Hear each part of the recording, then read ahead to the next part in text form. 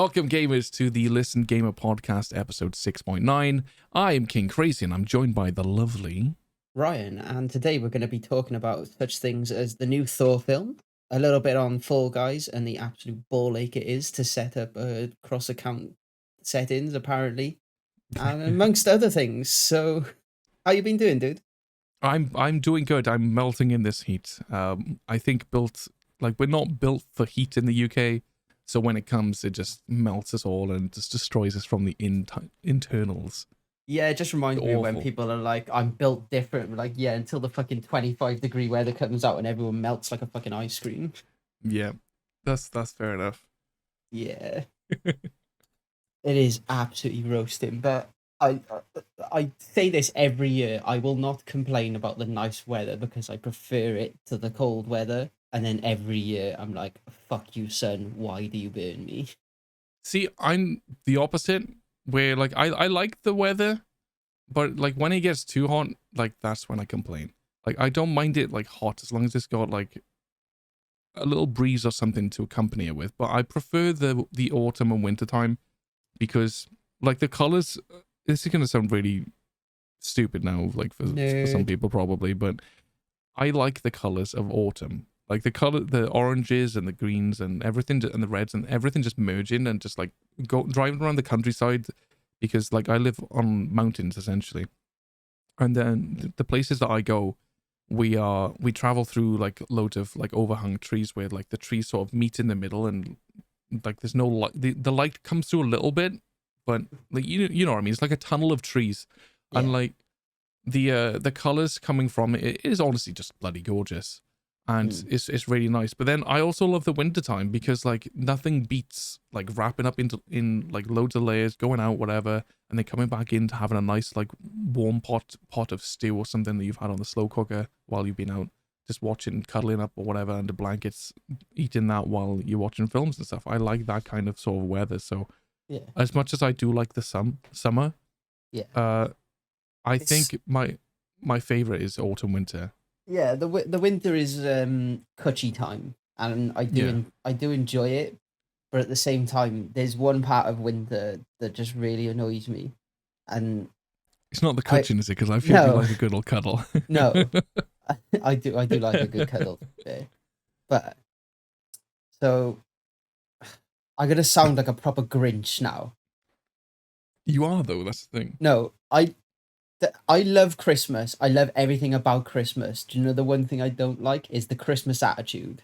And by Christmas attitude, it means of no matter how little money I have, I always go with the attitude, it's Christmas, I'll just do it. It's Christmas, I'll just do it. Yeah. Just got home from work on a Wednesday night. It's Christmas, I'll have a couple of drinks. Why not? Yeah, that's not a very good attitude to have, friend. It's not. But you know, I can guarantee you, right? At least 69% of people that listen to this podcast will tell you. That's the theme, is it? That's the theme of today's episode. But I can guarantee you, at some point, even yourself will have a moment during the Christmas period when you go, it's Christmas, I'll treat myself. Or it's Christmas, we'll treat ourselves. I'm glad you changed it then, because I can honestly say hand on heart, I don't go, oh, it's Christmas, oh, it's my birthday, oh, it's this celebration. I know you don't. I know you don't like treating yourself. Yeah, I don't treat myself. That's the thing. I've always got my wife or my daughter to do it, but like it's not that I've got them to do it, but you know what I mean. It's like they do it because of their love and whatever for me. But I prefer treating other people. I prefer, like, for example, if we were out, I would buy you something over buying me something, because like I'm that kind of, I like trying to make people happy, and I like if buying something for you would make you happy, I would do that over getting something for myself. Yeah. So that's where my head's at. So I'd be like, I would like, for example, quite recently, well, you know, Queen's been quite ill. Yeah. So and she's been wanting, she likes these sandals, or she likes this, or she likes that, and it doesn't take a lot for me to need an excuse to buy her something. Yeah. Like, so I was like, you know what, you want these Dr. Martens sandals, so you've been really ill lately and you need a bit of a pick me up. So Yeah. here, have these sandals. Like you deserve it. You've been super ill lately and like you've been bedbound, you've been to hospitals, you've had cameras down your throat and stuff like that. Here's this to like pick you up. I try my hardest for people that I love and care about to find an excuse to buy them something or to get them something to try and perk their mood up. And yeah, Christmas is no excuse for me. Like, so I'm like it throughout the year, so I can't really say it's for Christmas. I try my best to make excuses. It's like, oh, you've just had your leg amputated. Let's get you another pair of shoes. Like, I'm that kind, like, here's a pick me up kind of thing. That's a really bad I know. analogy. I just realized what I said. Let's buy you a pair of shoes for your one leg. At least you've got a spare. You absolute. Just. Oh my god. But that's how my head works. Like, it doesn't matter whether it's a birthday, Christmas, Hanukkah. I get you.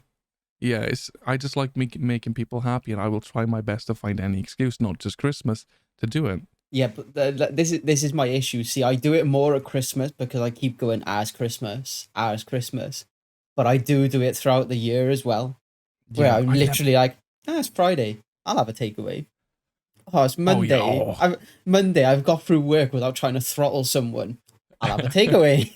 Dude, you like that every day of the week? It's like, oh, it's Friday. Let's have a takeaway. Oh, it's the weekend. Let's have a cheeky takeaway. Oh, it's Sunday. I got work tomorrow. Let's have a takeaway to make me feel better. Oh, it's Monday. I've had such a bad day at work. Yeah.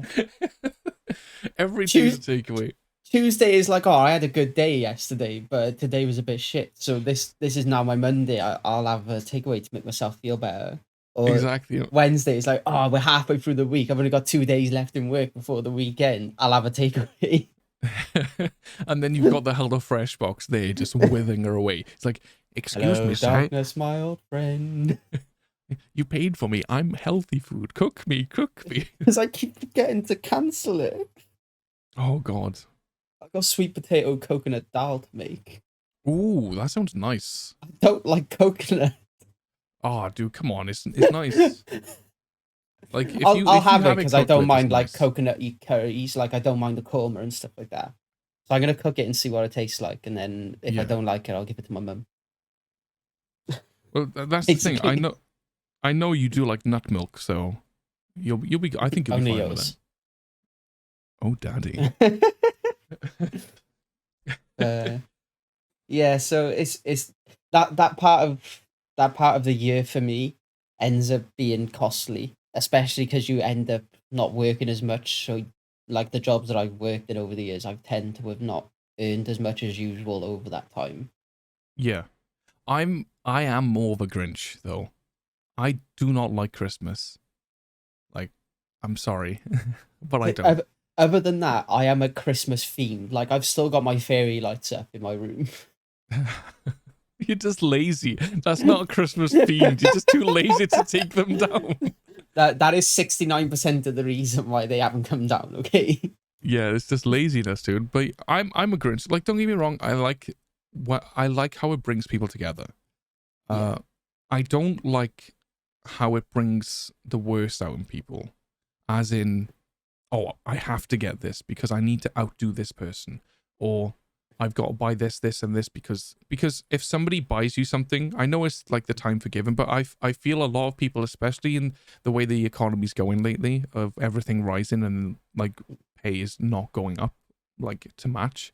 I think there's people buying for family and stuff or friends that they can't afford it, or they feel pressured because they either know or their friends got them something, or they know they're going to get them something. They have to buy them something, even though they're struggling. Yeah. And that's the part about Christmas. Like, it's not supposed to be about like giving people gifts and stuff and what you spend.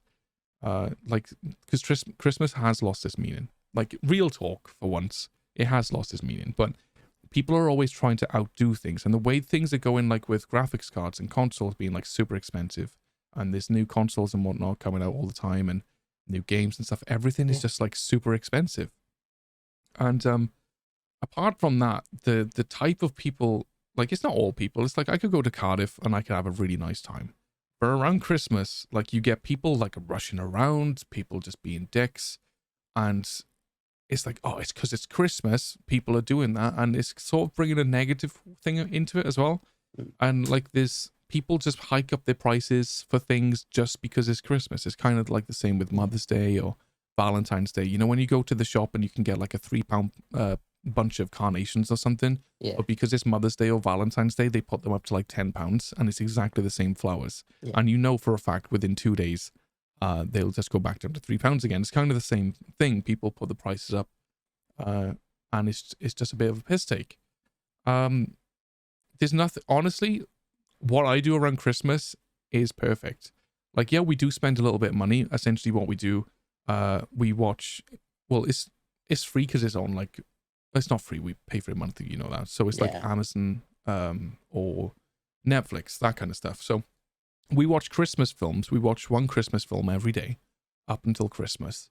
And we always either start with Elf or we finish with Elf if we cannot wait. If we cannot wait to watch Elf, we watch it like once or twice through the entire month of December because we love it. Like we always watch, for example, Hop on Easter, which is like that Easter Bunny film with Russell Brand and stuff in. We do the same for Christmas. We watch Christmas films up until Christmas, and we do things whatnot together. And then like on Christmas Eve and stuff, we have like a Christmas Eve box where we all have matching pajamas. We have like all snacks and stuff like that, all cute stuff. And that's the thing that I look forward to the most. It's not the gifts and like the food and so we can be gluttonous and stuff. It's this time that I spend with my family. But then that's just me. Other people have other ways that they celebrate Christmas. We have ours, and that's how we do it. We have, if we can, we also get the dogs matching pajamas, and we so we all have, I think Meg had like a reindeer outfit and stuff like that, or we buy them costumes. I think Minky had like a Christmas pudding because he's a chunk, but we include the dogs and we include each other, and like to us that's what it's about. We all have a dog each, and like on our lap while we watch, and we just don't do anything. We put our phones away and we just like spend time with each other. And to me, that's what I feel it's about. And like going to Cardiff with Winter Wonderland, and not so much to go on the rides and stuff, but just for the experience, like the little fairs, the burgers, the hot dogs, that kind of stuff, just walking around. Even I think it's Thursday nights when it's like the late night shopping, and you can see all the Christmas lights up, and it's just really pretty, really nice view. Like just going for a walk around Cardiff in the evening towards the night, it's just really just that time together that we spend. And that's what, because I never had that stuff when I grew up. And I want my daughter to be brought up with knowing this for spending time with family. And you don't always have, yes, we spend money to get there to the petrol and stuff, but it just shows that we spent the time together, and spending the time together, that's what she'll remember. Yeah, definitely. I look forward to my KingKrazey hot tub stream on Christmas morning, to be honest. But... 2 years in a row, KingKrazey hot tub stream, yeah? I hope so. You know what? This time I've been planning this, like not so much for Christmas, but I've been planning the hot tub stream, and I've been thinking rather than doing what I did before, streaming directly from my phone, because although I've got a Wi-Fi extender, and I think it was because it was my old phone, the Wi-Fi wasn't it wasn't the up-to-date hardware, so it was a bit sort of dodgy on the 5 gigahertz band.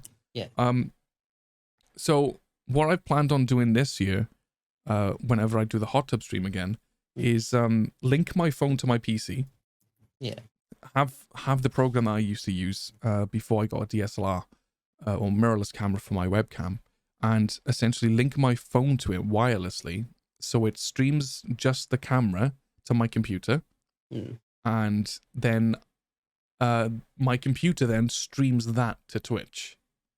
So there will always be a constant connection. So then I can have another phone or something like that. And the best part is I've just upgraded the lighting in my hot tub shed too. I've actually put some solar panel lighting in there. Nice. So rather than changing the batteries all the time, I've got this like massive floodlight. It's not massive. I'd say it's about 12 inches in diameter. And it's obviously powered by solar, and it's extremely bright. So I won't even need to take my ring light down there this time to illuminate the area. So it would literally be just my phone streaming it to my computer, which then that would stream it to Twitch, and it would just be much easier. And then I just have another phone or a tablet or something, so I can keep up with chat, and that's like, it's golden. Like everything is pretty much set up for it. So would you actually be streaming that in HD then, effectively? Well, I was trying to stream it in HD anyway, but because of the connection was a bit dodgy. Yeah. It would stream it in my general. I could stream it in 4K if I wanted to. Yeah, I don't think we even want to go past 460p, to be honest. No, you don't. But just for the people that listen to this, and have got this far already, essentially, what I planned on doing is either getting some nipple tassels or a mankini. But I'm fairly certain that I'd be able to do it without nipple tassels. Not nipple tassels, sorry. Oh, Jesus. The nipple covers, you know what they use like when they do cosplays, like painting cosplays and stuff? That. I can't remember what they're called. Yeah, like the nipple caps, whatever they're called. The stickies. You should get fucking custom ones with your Crown logo on. Oh jeez, but yeah, I was gonna wear those and like the Borat mankini kind of thing. So I thought just do that. It was a bit of fun, and yeah, I'll enjoy it. Like the things that I've got planned that I would like to do for a hot tub stream is pretty cool. The only problem is obviously because my hot tub is in a shed and it's not out in the open, and the pump isn't recessed. It does make a lot of noise when I put the bubbles on. So the chances are I won't be putting the bubbles on. But as far as everything else goes, I think you don't need the bubbles on to make bubbles in a hot tub. I know. You should ask Queen. But yeah, like the hot tub stream, I think that'll be pretty cool. Like I could get like rubber duckies and stuff like that, or it was an incredibly fun and beautiful stream, shall I say? It was a beautiful stream. Yeah, I just thought, like, just have... The thing is, I go in there naked, so it was weird. Like, it was weird being clothed. It was one of the strangest feelings I've had. And, like, it sounds stupid. Like, oh, what do you mean? Like, being, like, having shorts on or whatever, like, going in the hot tub. That's not weird. It is for me, because me and Queen just, like, we just go in there. And it's like 40 degrees. We just dip our toes in it. It just melts us. It's insane. And then we just drop down, and then the heat goes everywhere. And it's just, oh my God, this is just amazing. And we just lie back and we just chill in there. And because we've got it enclosed and like nobody can see in, we feel comfortable doing it naked. And it's just, I don't know, it's something just nicer about it than being restricted or having the shorts on kind of thing.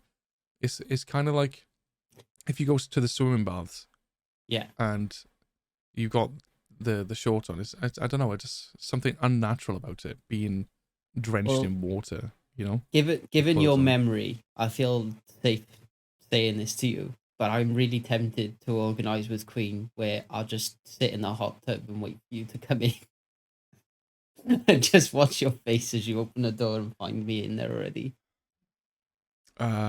I would unplug the hot tub and just like lock you in there. Completely disinfect it all. I'd just throw bleach in there. Just like, nah, fam. No, but you will forget about this, and I will do it.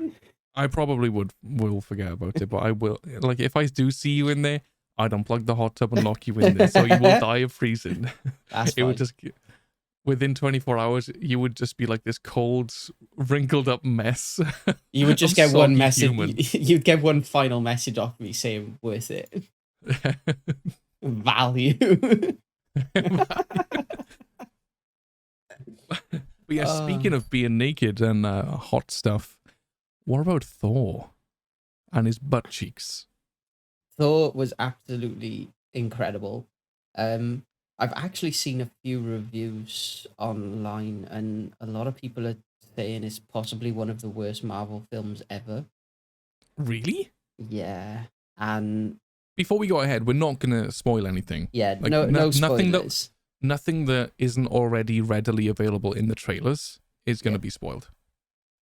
So I didn't really go into it too much because I just seen that people were saying that it was possibly one of the worst Marvel films ever, and I just looked at it and went, "Well, you're entitled to your wrong opinion," but like, I I get like for sort of like the action side of things, it's not a massive battle thing, and if you compare it to the likes of like Endgame and stuff like that, like I get the whole thing of it not being as big as other Marvel films. Yeah. Right. So I love the film. The film was absolutely amazing.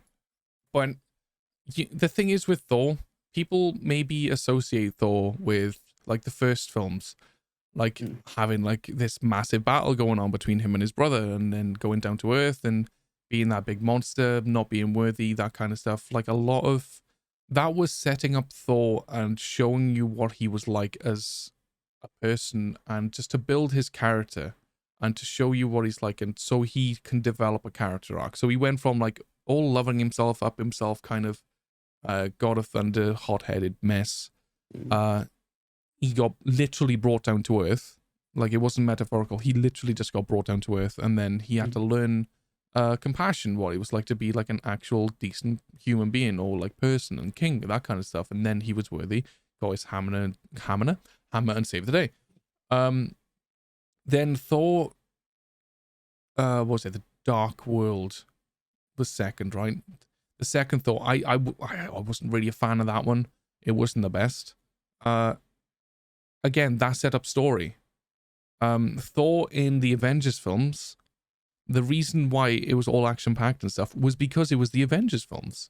There was they was fighting something, whether it be Thanos, whether it be Ultron, whether it be anything else. Like, there was action to be there because the story throughout the like 11 to 15 Marvel films was building up to those moments, was building up to Thanos, was building up to Ultron and all that kind of stuff, the Battle of New York.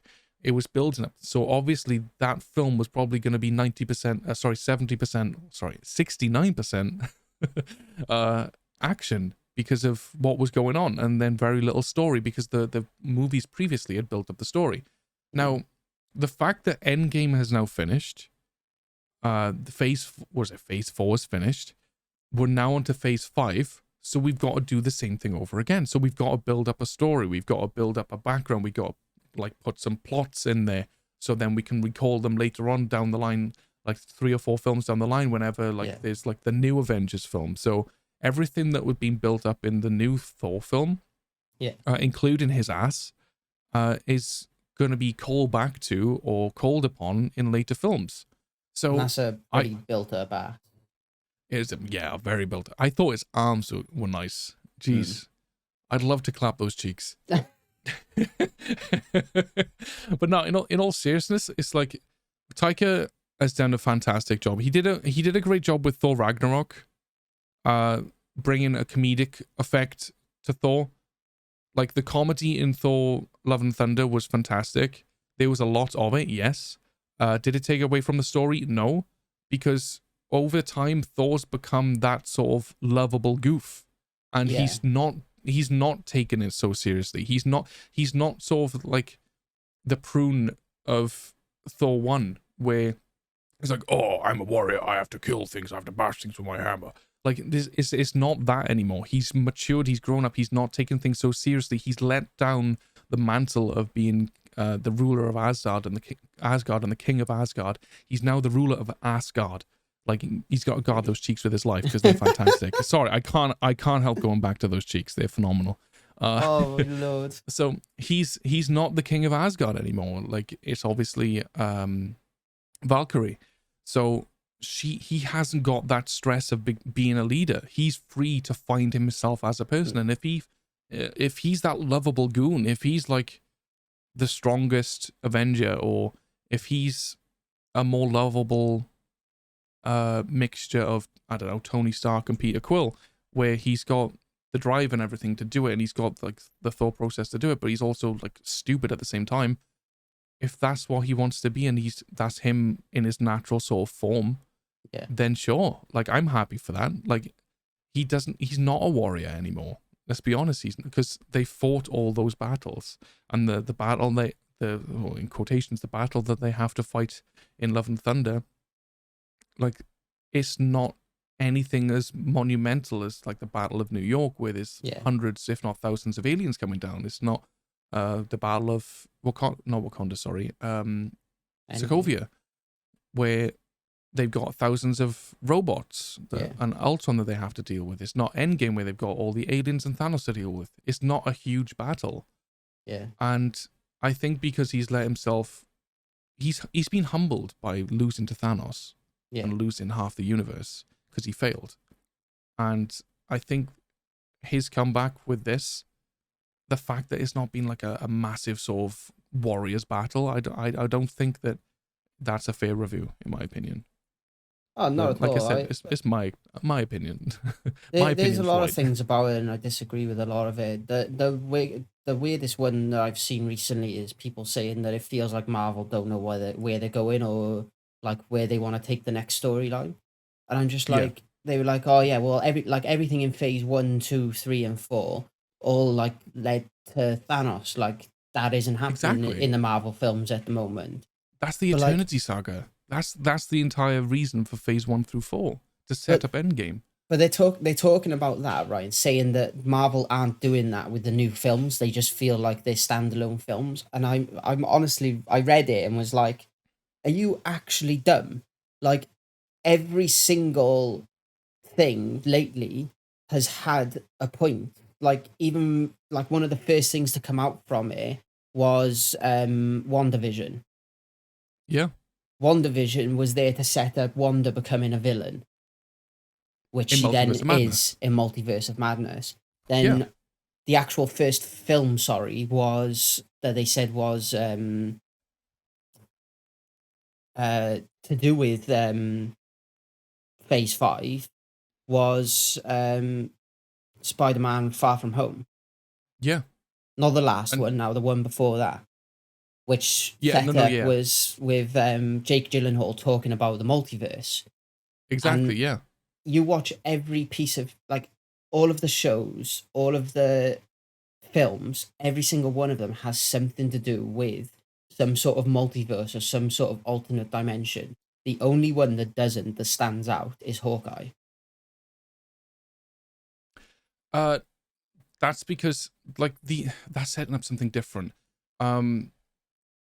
So I know Hawkeye's there to set stuff up, and he's there bringing in a lot of like the Netflix characters that they want to use, like the Daredevil character, and bringing in his apprentice to be the new Hawkeye, because he's obviously not going to carry on doing it for much longer. And so they sort of, the show's sort of more about him being replaced and bringing these Netflix characters in, as well as being just a scale back to show like these street level battles are still going on while there's battles going on to save the world and the universe and the multiverse and all the rest of it. Like, so no, I know what you mean and where you're coming from. It's like Hawkeye's, like, no, sorry, the Spider-Man, like you said, set up multiverse. So actually, no, Doctor Strange set that up. I'm fairly certain it was as back as, I think, 2016. The multiverse was sort of teased. As far as she does use the multiverse, but because when she punches him after the tea, right? That's she essentially shown the multiverse to him. No, she doesn't say that that is the multiverse. So that trip is across planes. So he goes through like the quantum realm and this realm and that realm. So it's showing the different realms within that one universe. She does speak, the Ancient One does speak of the multiverse while she talks to him about it. But the actual thing that he gets pushed through is just the different planes of dimension that belong to this one, this one universe. I thought she said something like this universe is one of multiple or multiverse or something like that. I can't remember because like fully, but I'm sure, yeah, like she definitely did say something about the multiverse. So like we've known about it back then. Yeah. It wasn't explored too much, like you said, until maybe, well, it wasn't explored in Endgame, but the fact that they went back to the Ancient One and said Doctor Strange isn't supposed to be here for another X amount of time. Bruce, like if you do this, then it branches off another timeline, which is like another like it screws up the multiverse kind of thing. Blah blah blah. So they teased, like they said something about it then, but then they didn't sort of go more in detail about it until that Spider-Man. Yeah. Which then set up Multiverse of Madness. Yeah. And then No Way Home as well. Yeah, No Way Home. Yeah, No Way Home. Yeah, there was WandaVision, No Way Home, and then Multiverse of Madness. Yeah. They all tie in with each other. And the Loki series then as well. Yes, also the Loki series too. I forgot about that one. Mm-hmm. I really enjoyed it too. But I'm just trying to think all the things that have tied in. So Hawkeye, that was following on from Black Widow. Yeah. So that was the entire reason of that following on. So Black Widow happened, and then Hawkeye happened, which was a follow-on from Black Widow, because obviously she'd been blipped for however many years. Yeah. And then that all tied in with there. She died, obviously. Spoiler for Endgame. She died. Then she got caught wind by that guy from, what was it, the Captain America the new Captain America. Yeah. Falcon and the Winter Soldier. Yeah. So that woman from there, she told Yelena that it was basically because of Hawkeye that she's dead, and she killed him. He killed her. Then that's set. Like all of it's tying in. So it's kind of not the odd one out like Hawkeye, because there's been a lot of movies that have intertwined and like sort of set up that part of the story. And now that they've sort of like not made amends and stuff, but like they've talked about it, I think that's gonna be interesting. Yeah. Because we're gonna be having Wolverine, we're gonna be having Blade, probably Deadpool, like because they own Fox and stuff now. Yeah. Like there's gonna be so many more characters. That was my point with it, was like people were like, oh, they like all these series and movies and all that don't really have a singular direction anymore. And it's like you do realize, like, because of the implications of Endgame and because of the way this things are going now, there's gonna be like phase 1, 2, 3, and 4 led to Thanos. I imagine phase 5, 6, 7, and 8 could lead to 4 different Thanoses of those phases, where you're gonna have people fighting. Worse. Not so much like 4 Thanos, but like, I mean, like, yeah, it could be worse. Like what was it, Galactus? Like he's an Eternal or something, right? Like Galactus has been teased, but like there's Kang the Conqueror. Yeah, Kang the Conqueror. Yeah, that's what I was thinking of. Sorry, yeah, Kang the Conqueror. Like you and could that was have, in that was in the Loki series, right? But like you could have like the likes of Loki and Doctor Strange and all that fighting against Kang, which is going to be a main villain like Thanos. But then you could also have the whole like Wolverine mutants and everything fighting a whole different, like, could be coming up against Galactus. And like, there's a Fantastic Four as well. The Fantastic Four is going to be introduced because of what was it, Multiverse of Madness. They had John Krasinski. That's the one, yeah. And Professor X was in there too. Yeah. Like everyone's starting to sort of, like, everything's been so, now that they've got the rights to it back, they are bringing in everything that they could have brought in 20 years ago. Yeah. But they're only now doing the story, obviously, because they've got the rights to do it. So things like Ghost Rider has been in, I'm fairly certain it was Ghost Rider, the guy with the flaming head, the skull. Yeah. He was in Marvel Agents of S.H.I.E.L.D. as well.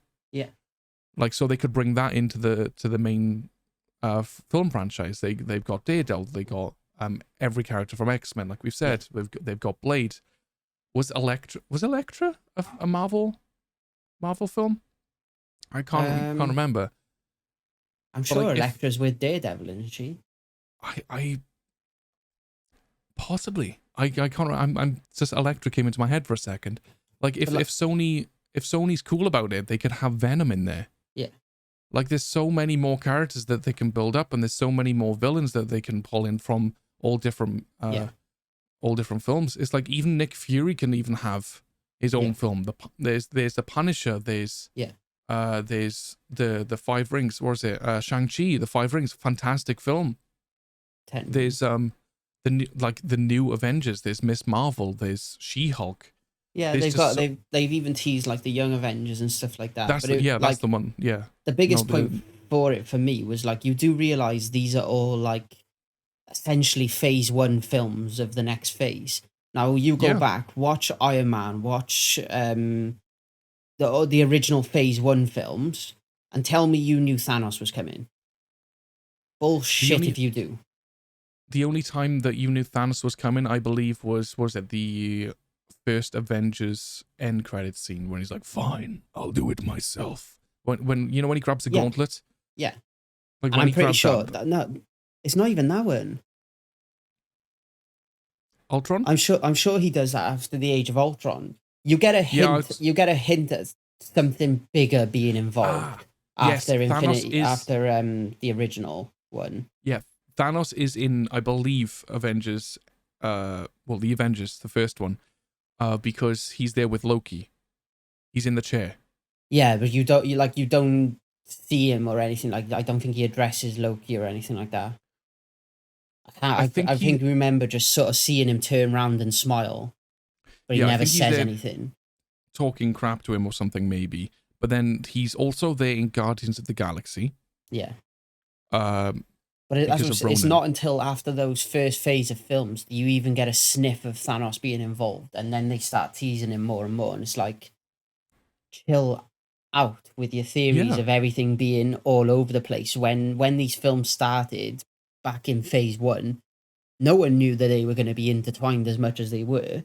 No. Like, yeah, you had little callbacks in the post-credit scenes and stuff, like Tony Stark showing up at the end of Incredible Hulk and stuff like that. Like, yeah, there was little teasers, but there was never this whole, like, massive war being teased up until the end of it and that all being prepared for. Exactly. Who knew Wakanda was coming? No. No one. It was teased once. If I remember correctly, I think it was teased once in Age of Ultron when they found, that guy that Tony Stark, they went to fight in his like sort of mine, and he had all the adamantium. Not adamantium, sorry. Vibranium, yeah. Vibranium, that's the closest they got to teasing it, but I don't think they even said about the name Wakanda in that. They did.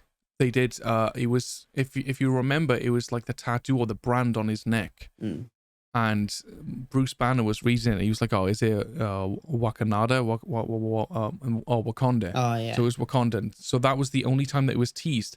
And then I believe in Civil War when Black Panther was actually introduced, and then Black Panther had their own film. Yeah. So like nobody knew even Black Panther was coming. Yeah. Like Wakanda was teased in Ultron. But then chill, relax, watch the films, enjoy them for what they are. If everyone knew what was going to happen, then it wouldn't be an enjoyable experience. But like, it's not even so much that. Like, give it 3 or 4 years time and see where these films are heading, and you'll go back and you'll go, "Oh my god, that's why that was there. That's why that was there. That's why that was there." And it's like, fucking chill, man. Exactly. We went on a massive rage rant again. It is like it really frustrates me that everyone wants to know everything instantly, and it's like, calm down. Like some people hate it, but I love watching YouTube theory videos and watch how people piece certain things together. Like, yes, so do I. Like completely off topic, but sort of on topic with regards to that. Stranger Things.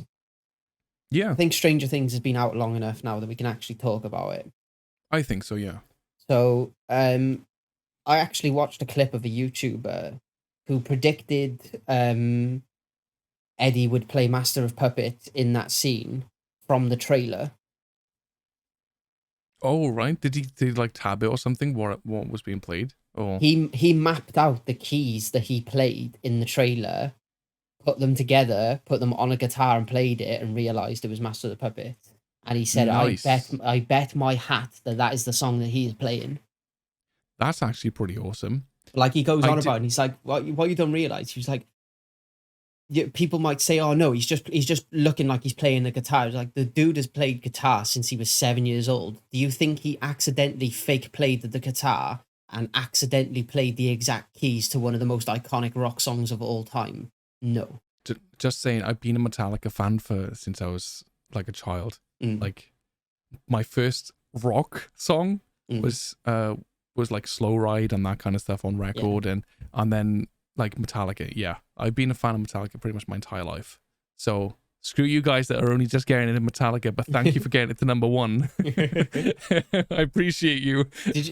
Have you seen the post of the guy from Metallica like putting a fan in his place?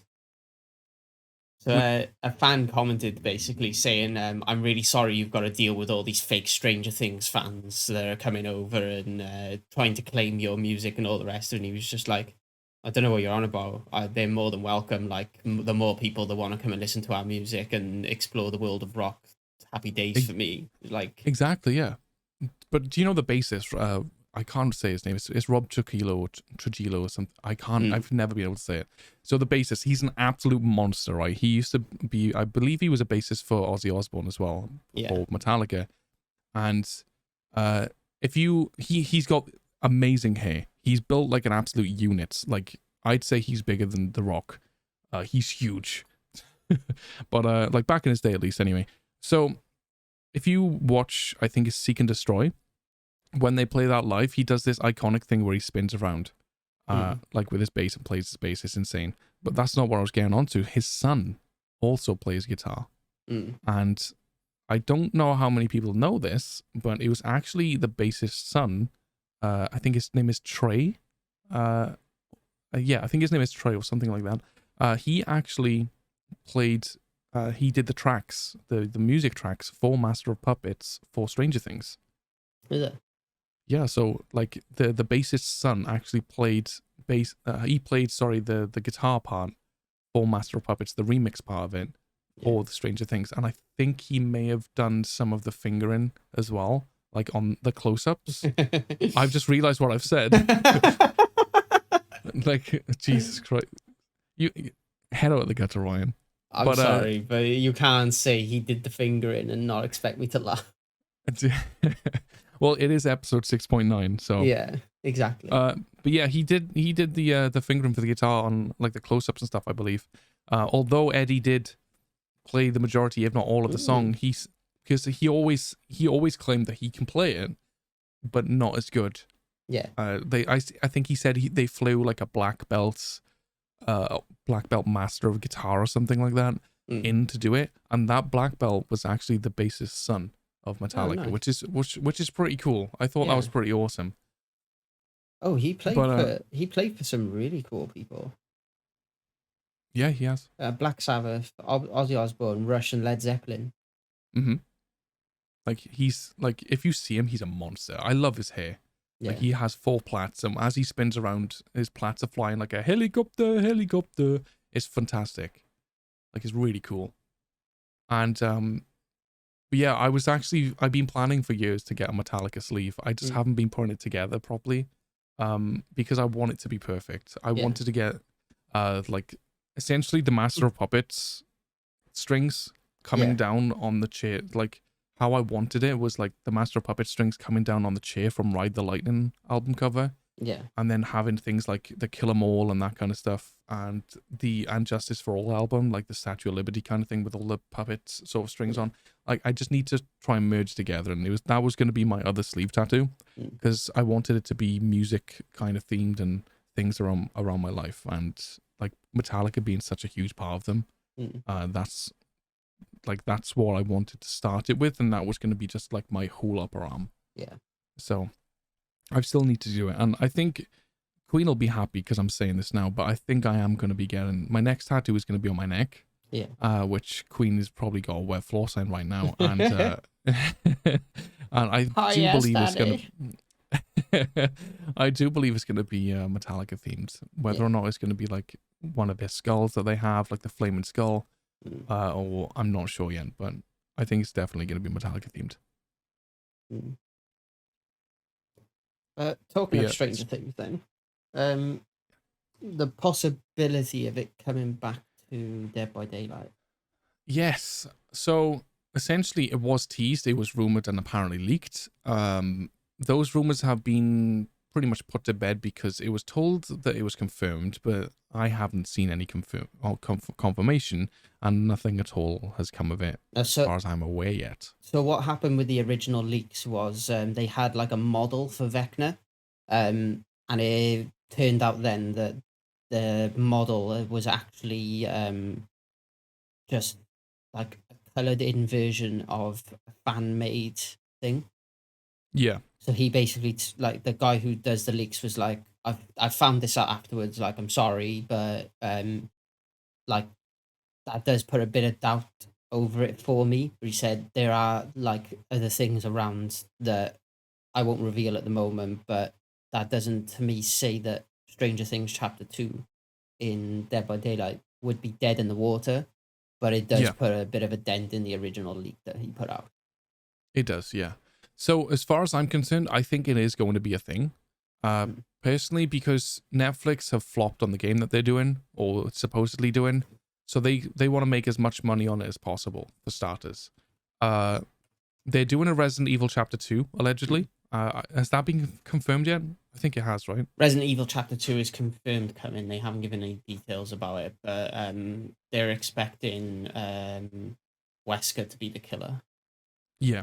So if a Resident Evil Chapter 2 is confirmed, and Netflix are open to doing another chapter with behavior, then there's no doubt in my mind that there will be a Chapter 2 coming out. And I believe you told me just before we started, actually, that Robin, the actress that plays Robin from Stranger Things, was spotted outside of the behavior headquarters. So, yeah. So that's good news for people that want the Demogorgon, maybe the Hawkins map to come back. The Hawkins map would need a graphical update, from the broken totems to the endless loops that you can get on there with breakable doors, that kind of stuff. So it needs to be brought up to speed on everything. They may have already done it if they know that, or they may be working on it already if they know that a deal is in the works to get in the second Chapter 2, So I'm hoping for, unless they're going to be legendary skins, I'm hoping for another survivor or two.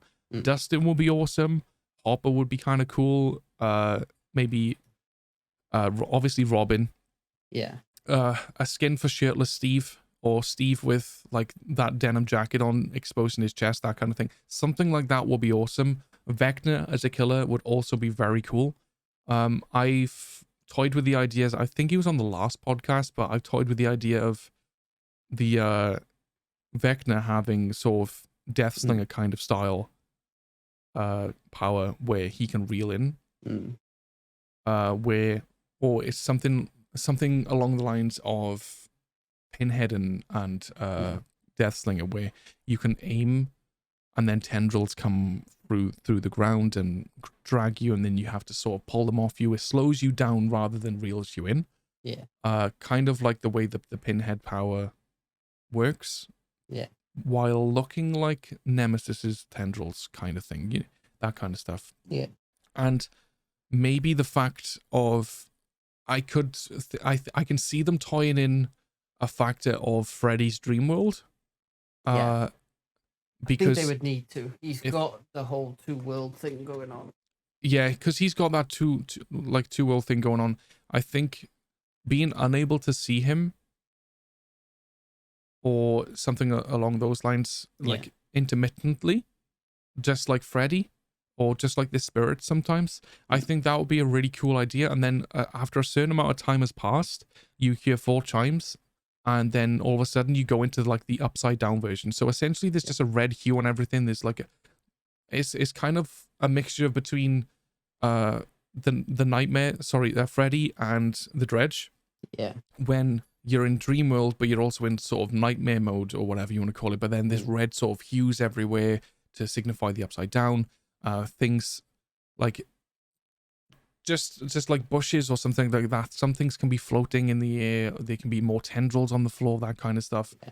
I know it would be kind of difficult, but all they would need to do really, or realistically, is change the texture from grass to like tendrils. They can make a sort of repeating pattern, repeating texture for tendrils, and then put that as the grass texture instead, as well as some like sort of ominous red glows to signify the thunder, the red thunder in the upside down, that kind of stuff.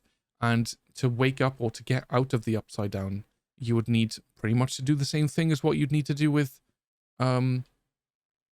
Freddy, and go to a clock or an alarm clock, but it would be one of those grandfather clocks where it would chime 4 times, like you would do it or something, you get to it, or like you can be woken up by survivors like shaking you or something like that.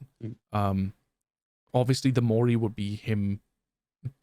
The Mori would be similar, very, very similar to Pinheads and Oreos, I'd find. Whereas like you could be brought up on that sort of mast thing, and then all of a sudden you put your hand over his head and then they fly up from the mast, and then just like Oreo, you break their arms and then they're basically dead on the ground. Yeah. Or you can put them back on the mast and then they just stay there. Yeah. And then that mast becomes like, you can't, it becomes an object. I think that will be cool because they haven't toyed with something like that before. Where like if you Mori someone, their corpse is just on the floor. But if Vecna Moris someone, he puts them on those like pedestal kind of thing, doesn't he? So, and they just stay there. So doing that, as long as it wasn't in a game-breaking location, so it blocks a T and L wall or something like that, I think that would be pretty cool. Either that, or they could be like in the basement, and they could be like they would teleport to the basement or something and be like in a line. That would be pretty cool too.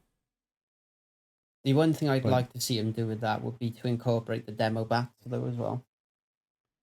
That would be that would be cool. So the way I thought about it with the demo bats would make it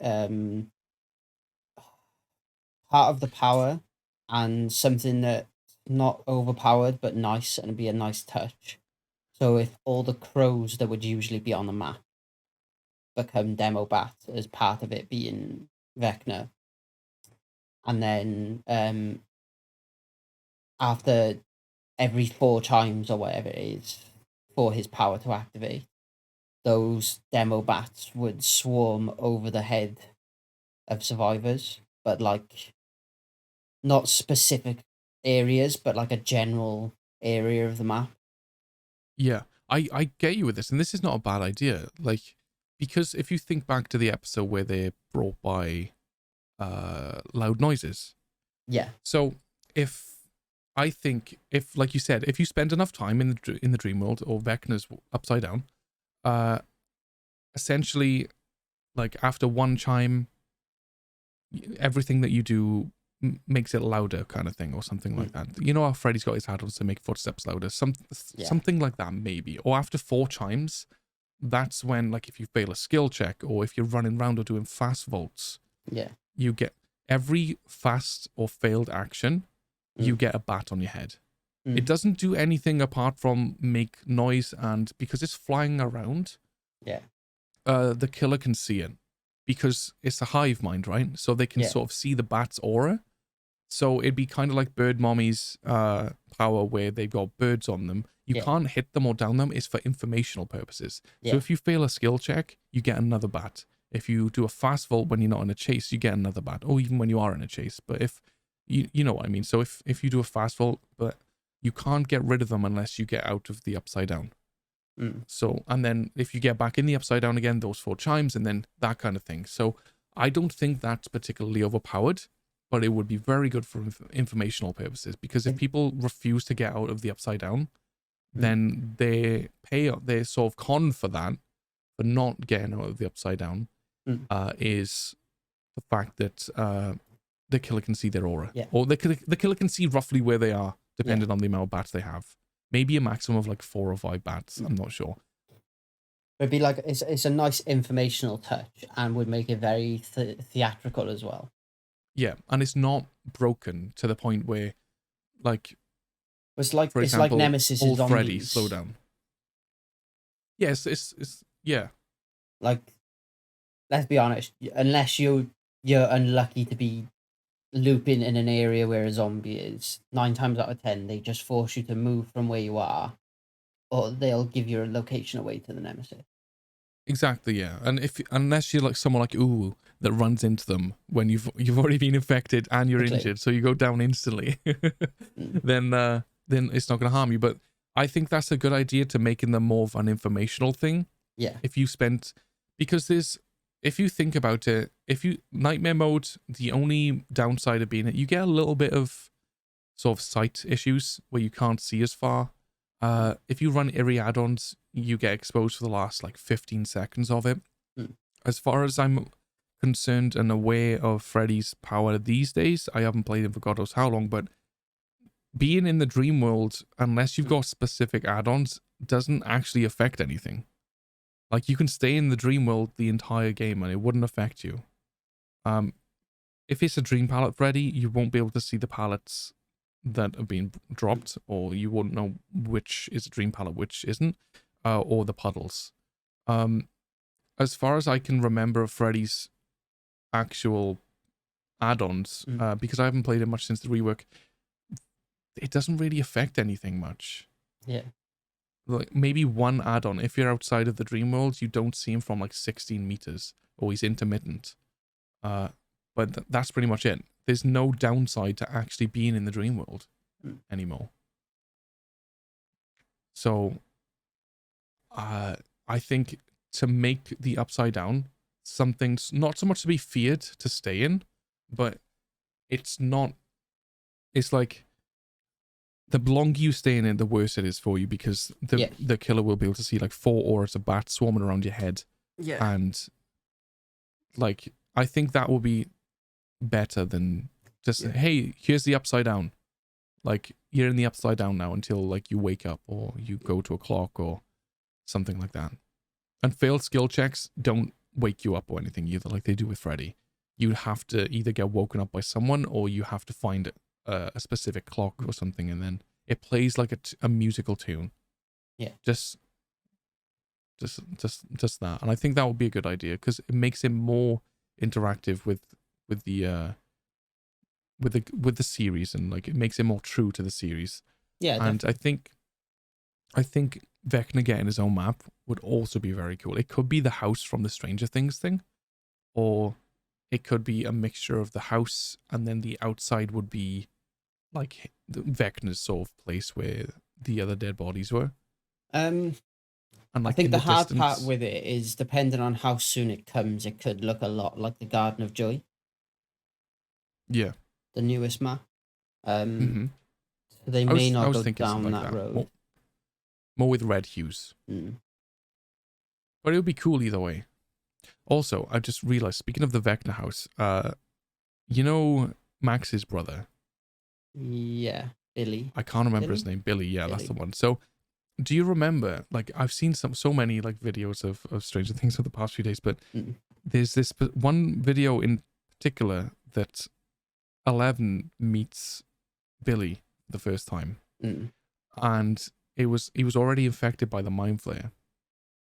And Billy's mannerisms and the way he was talking and what he was saying, even to the position that he was holding his hands like in front of him, is spot on with one's mannerisms and the way he said that I've been waiting for you, this, that, and the other, blah, blah, blah. And where he was holding his hands in linked with each other.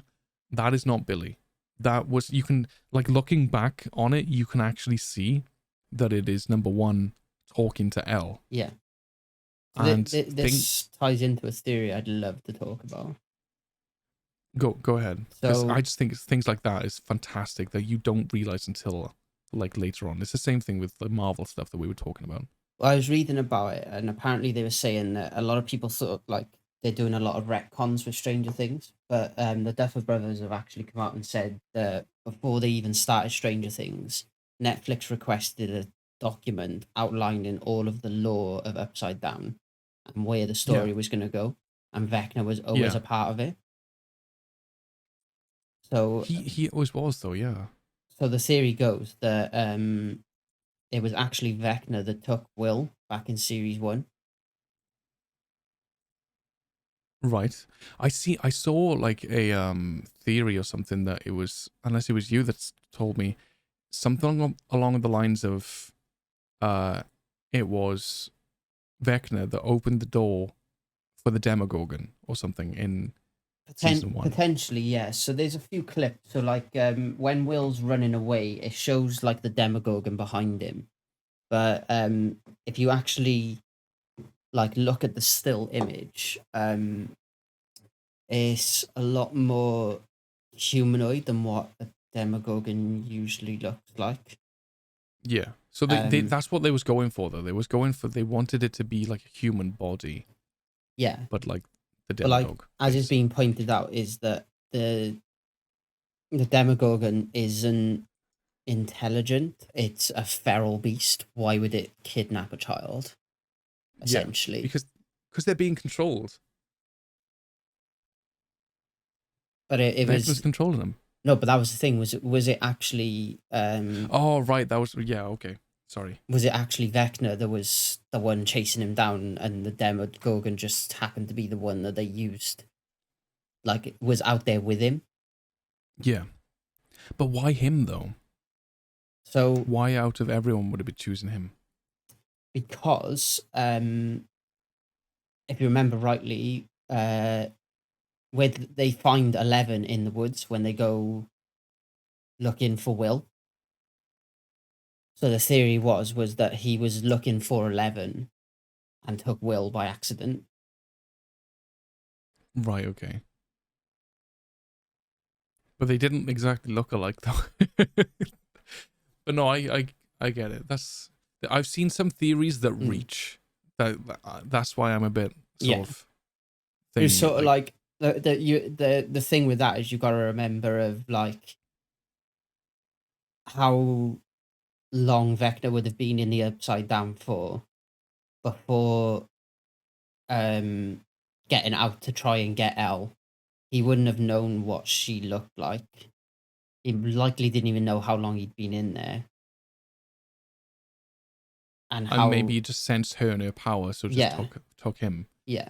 Like why would there be a kid out in the woods at that time of the night? Yeah, no, that's more plausible. I can understand that. It was just like if it was the Demogorgon or something taking them or whatever I can't remember. I need to rewatch it. But whoever took Will, maybe it was just like a quick, hey, snatch and grab and go. Yeah. Like even, no thinking about him. Even then, when Will is taken, there's a chime of grandfather clock. There is? Yeah. Okay, cool. I need to watch this again then. Yeah. There's a lot to it. So I've got a bit of it up here. Basically, in season 4, when Billy comes up against is it for season 4? No, season 3, when Billy meets the Mind Flayer in season 3. Yeah. There's a clock heard then as well. And as he runs to the phone booth to call for help, a clock chimes as well, apparently. I'm just trying to think of what's been happening, and I need to go back and watch it all, but yeah, same. Yeah. Like I know some of the things reminds me, the scenes in season 4 reminded me of like the biggest one that instantly sort of triggered not in a bad way, but triggered like my memory. Like, you know what my memory's like, it's awful. Yeah. But the one thing that triggered my memory in such an instant way was, you know, when Nancy shotgunned Vecna through the window. Yeah. And then he fell, they looked down, he was there. And then when they got down there, he was gone. Does that remind you of any film or anything that you've seen? No. It happens all the time. But one specifically, the way that it was done. Off the top of my head, I can't pick it out, no. Myers. Yeah. Yeah. When he gets shotgunned and shot through the window, he falls, he's there, they go down. He's gone. He's gone in exactly the same kind of way. The blood is there, blah, blah, blah. But then he's gone. My guy was on fire, shot in the face and the torso with a shotgun, and just goes up and goes. But I think Will's connection with the Mind Flayer will play in majorly, because if you remember, I think he was back in that forest when they first saw it or something, and he could feel it on the back of his neck, and Yeah. like it always kind of feels like a shiver down the spine kind of thing. Yeah. And like we don't know, like with his connection with the Mind Flayer, it could mean a possible connection that Will and Vecna are connected, kind of in the same way that Harry Potter was connected with Voldemort, and he may or may not be able to like possess his body in such in a way, if you know what I mean. And they have, because they have that connection, maybe Will might be able to have superpowers of his own, and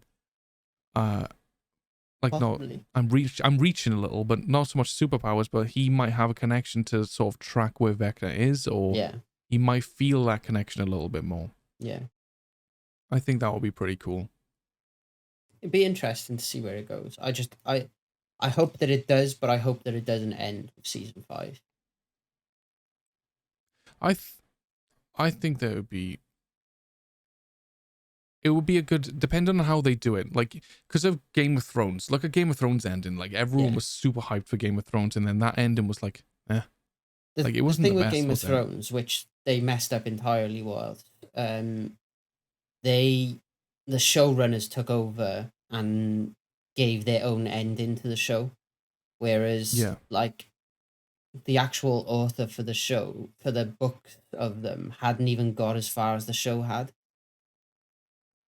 So it was sort of like the Game of Thrones ending for the TV show is technically an unofficial ending.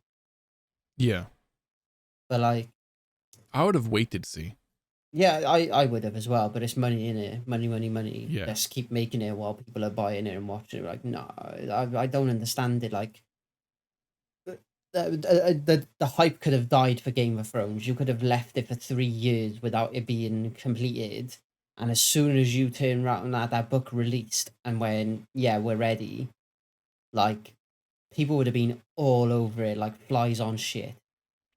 And the best thing is, they could have been like, the writer could have been like, right, this is the final draft. Before we go to publish it, here's the story. Yeah. If you want to write a script and stuff before I release it, then we can get it filmed, get the editing done, get the effects and everything. And then they could release it within tandem of it. And it would have gained so much fucking popularity.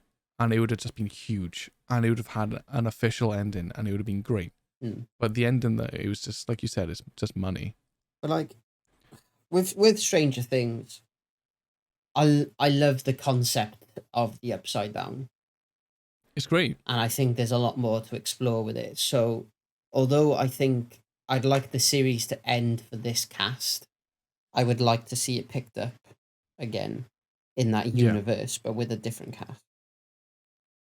So, speaking of Stranger Things and the Upside Down, what do you think of Eddie still being alive?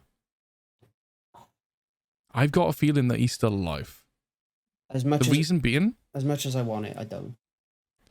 I want him to still be alive. He's awesome. He's one of my favorite characters. Dustin will never be beaten as my favorite character. But look what happened to Hopper. Hopper should have died from that blast. 110%. 169% he should have died. But he didn't.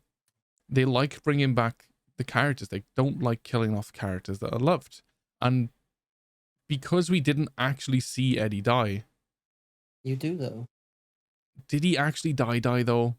Well, he goes completely blank in Dustin's arms. I don't know how much more dead he could be. He could have passed out from like blood loss and shock and whatnot. And you don't know.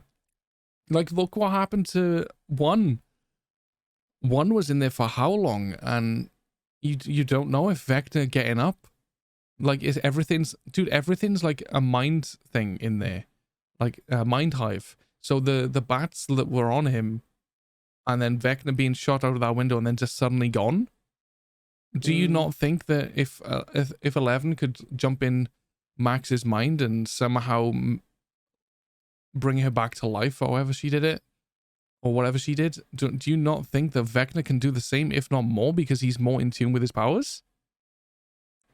Maybe.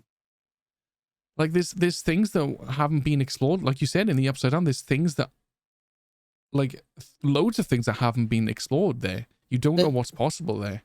I suppose the thing I would be curious about is a thing that a lot of people have sort of latched onto with the death of Eddie, where the main cast don't appear to acknowledge it or even speak about it Exactly. or That's even another be thing. upset by it, apart from Like, Dustin when speaking to his uncle.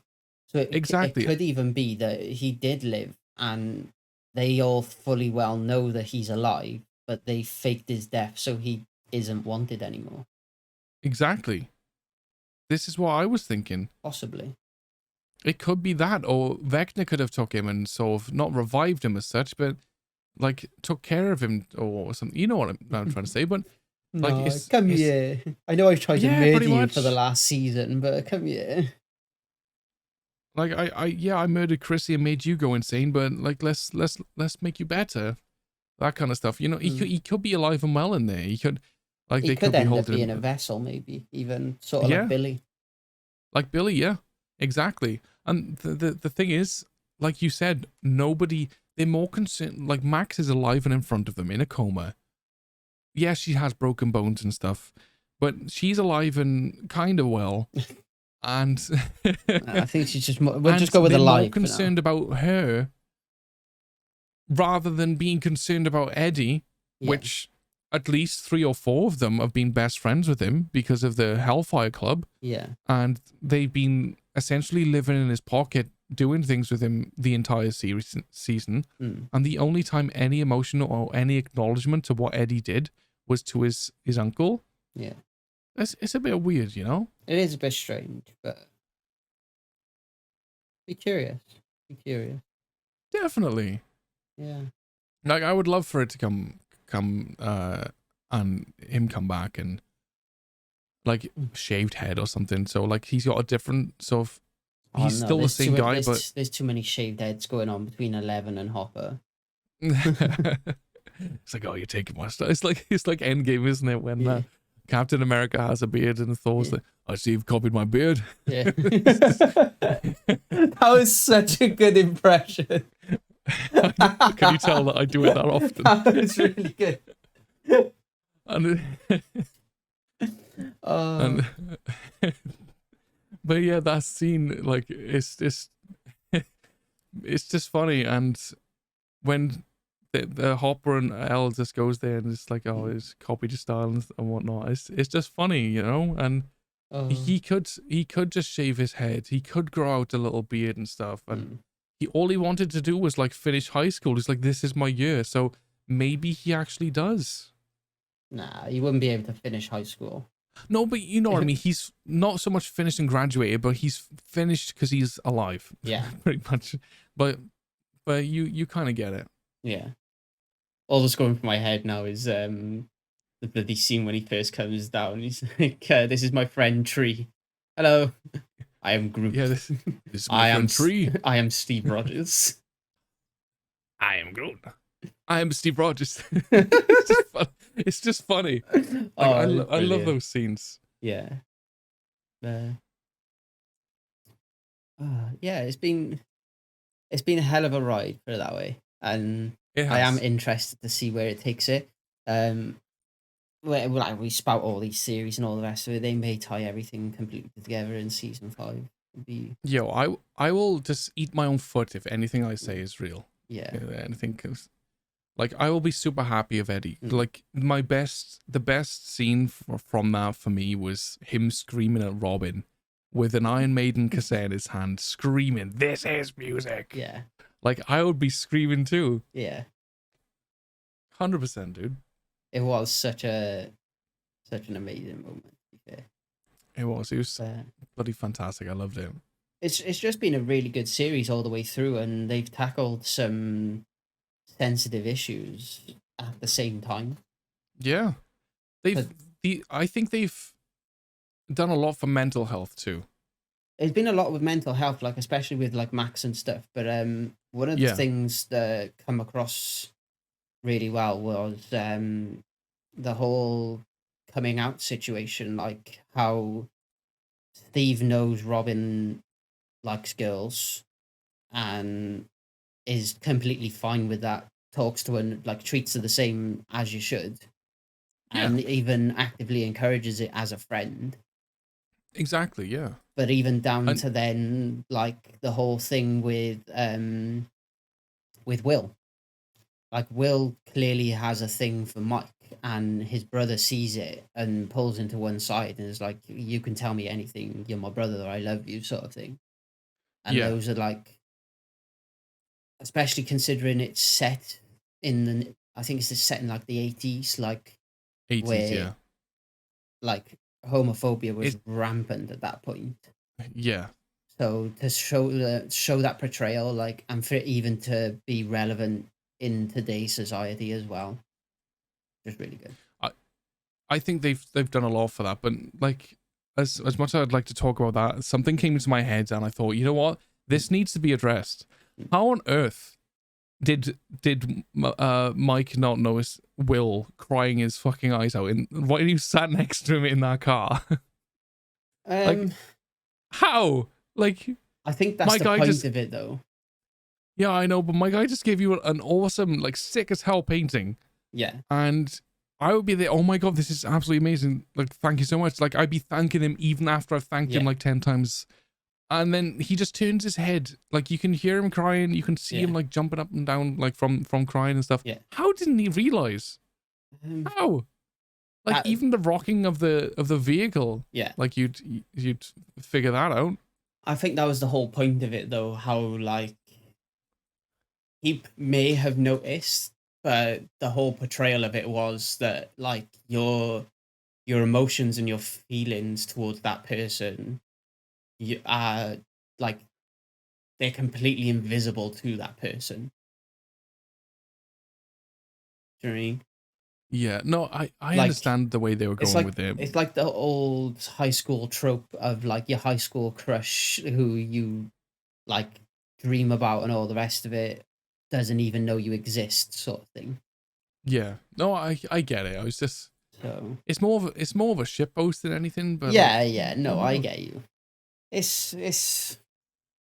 It's sort of like it's one of those things of like at the same time, it's Mike is a guy, and in that moment in time, he's creaming over the fact that he's just been told he's the leader and savior of the group, and he's like, "Yeah, fuck yeah, look at me, boy." big ball in it. Yeah. So he's sat in the middle with a big cheesy grin on his face with this badass painting, thinking, "Yeah, I'm the top dog. Like I got the girl, I got this, I got that," and his best friend's like, "Yeah, but I want you," crying next to him. It's like, I'm Billy Big Bollocks, but you're there next to me. Yeah. So he's just in his own world, essentially. Yeah, no, I understand it. It's just it's that part It is was the only frustrating. thing You're like, a little bit far fetched. no one else is noting it except his brother. Yeah. Like, you can understand, what's his name? The Argyle, I think his name is. You can understand he's too high to know. He's spaced out. He don't even know where he is. Yeah, he doesn't even know he's breathing, probably. but you know what? It's just funny though. Like, it is a fantastic season. I really enjoyed it. I can't wait to watch it again, to be honest. Yeah. I think I might start again later, to be honest with you. Kira and Queen was going to be watching it soon, but I just don't know when. Yeah. But epic transition onto putting things together, because we're trying to piece together. Let me transition it really nicely for you. I would love some Stranger Things skins in Fall Guys. Oh, we're going to Fall Guys. Okay. Yeah. I thought we talked about it. That's where my brain was going, piecing things together because of the theories that we're doing. I was going to go to what I saw the other day, the Bowser, the Lego Bowser, Come on, the animatronic. Tell me about Lego Bowser. This is just going to be like super quick. It's literally not even 2 minutes. Yeah. But essentially, it came up on my newsfeed, not my newsfeed, like Facebook or something, my actual newsfeed, because I read. Surprise. So Lego has just recently announced the Mighty Bowser, which is a Super Mario Bowser, like, what is it, like 10 inches or so? It's huge. It's an animatronic Bowser made out of Lego, and it's got like a sort of animated kind of thing going on with, like, they have this Super Mario character too, and it's been built out of actual machine parts.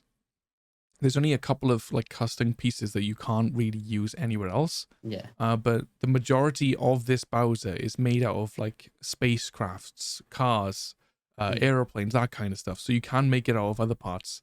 There's only a few specialist things, and it just looks absolutely amazing. It's like over £200 to purchase.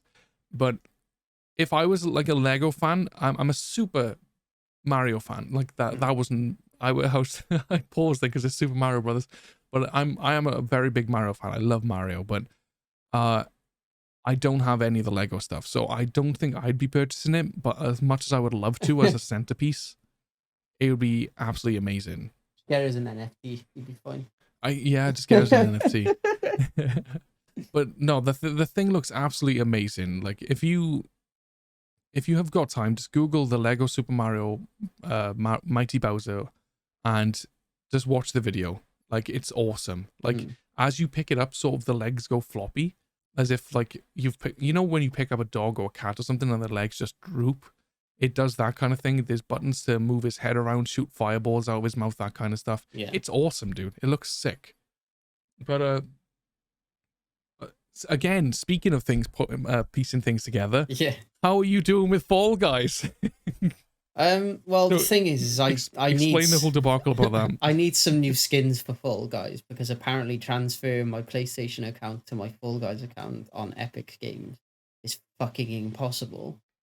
So we went through a little bit before stream, stream recording, yeah. So essentially, you can go to Epic Games, you can link your PlayStation account, you could transfer things over, and yeah, it's supposed to be all fine and dandy. For some reason, I can't do that because apparently my Fall Guys account has already been linked to an Epic Games account, even though I haven't touched Fall Guys on PC until recently, and I haven't touched my PlayStation since I got a PC last year.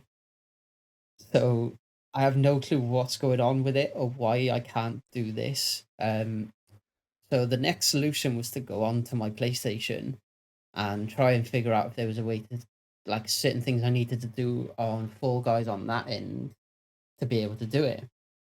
Of course, I haven't touched my PlayStation in a year, so I spent all day yesterday updating my PlayStation's drivers and system updates and all the rest of it. Only to find out that it then updated Fall Guys for that Fall Guys to be completely redundant because they released a new version of Fall Guys that I needed to download separately. And I then started that download of Fall Guys, and let's just say, for the shits and giggles, King uninstalled his Fall Guys on his PC, then reinstalled it, and in the time it took him to do that, my PlayStation still hadn't calculated how long it was going to take to download the Fall Guys Epic version. To be fair, as much as I've got it running on a NVMe drive and I've got gigabit speeds internet, uninstalling it and reinstalling it literally took about 28 seconds. And at that time, it was already a few minutes in calculating the size, the space needed or whatever it does on PlayStation. I just couldn't believe it. And over 25 hours, I think it said it was going to take to download.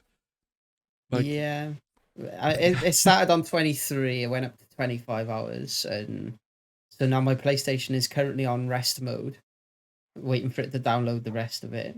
And it's only an 11 gigabyte update, mine, so that just shows you how bad the PlayStation is combined with how bad my internet speed is, which is why I don't stream anymore. To be fair, though, I don't know why it's that much on PlayStation. Like, because on PC, it was 4.3 gigabytes.